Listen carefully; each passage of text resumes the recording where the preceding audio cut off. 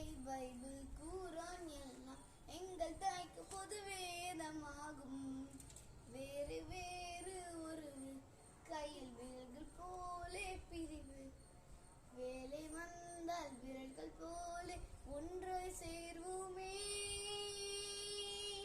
வந்தே மாதரம் அதுவே மந்திரம், வந்தே மாதரம் அதுவே மந்திரம்.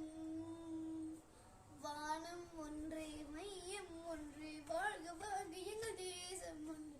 ஜாதிகள் வேறு சமயங்கள் வேறு, மாசை வேறு மக்கள் பண்பு ஒன்று.